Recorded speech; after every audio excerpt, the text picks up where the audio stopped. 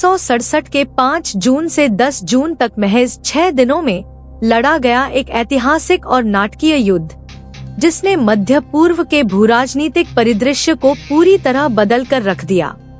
इस युद्ध में इजरायल ने एक और मिस्र, जॉर्डन और सीरिया के खिलाफ लड़ाई लड़ी और बेहद कम समय में विजय प्राप्त की।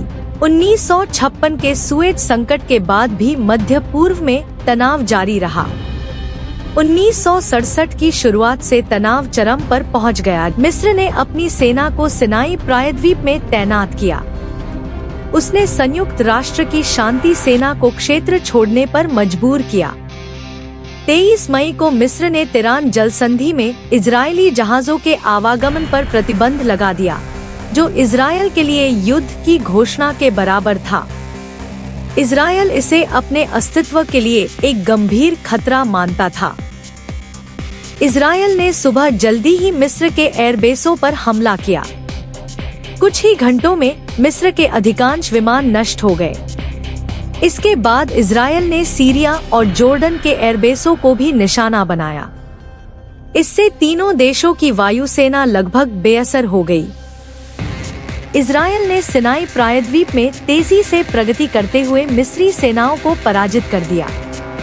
6 जून से शुरू होकर 8 जून तक पूरे सिनाई प्रायद्वीप को कब्जा कर लिया। जॉर्डन ने युद्ध शुरू करते हुए पूर्व जेरूसलम और पश्चिमी तट से इजरायली लक्ष्यों पर गोलाबारी की। इजरायल ने पलटवार करते हुए पूर्व जेरूसलम और पश्चिमी तट पर कब्जा कर लिया। 9-10 जून को इजरायल ने सीरिया के गोलान हाइट्स क्षेत्र में अभियान चलाया। कठिन भौगोलिक स्थिति और कड़े प्रतिरोध के बावजूद इजरायल ने इस रणनीतिक क्षेत्र पर भी कब्जा कर लिया। इजरायल ने केवल 6 दिनों में विशाल क्षेत्र पर कब्जा कर लिया। ओ सीनाई प्रायद्वीप और गाजा पट्टी मिस्र से, ओ पश्चिमी तट और पूर्वी यरूशलेम जॉर्डन से, ओ गोलान हाइट्स सीरिया से। अरब देशों की हार ने उन्हें सैन्य और राजनीतिक रूप से कमजोर कर दिया। युद्ध के बाद संयुक्त राष्ट्र ने प्रस्ताव 242 इंच पारित किया, जिसमें इजरायल से कब्जा किए गए क्षेत्रों से पीछे हटने और शांति स्थापना का आह्वान किया गया।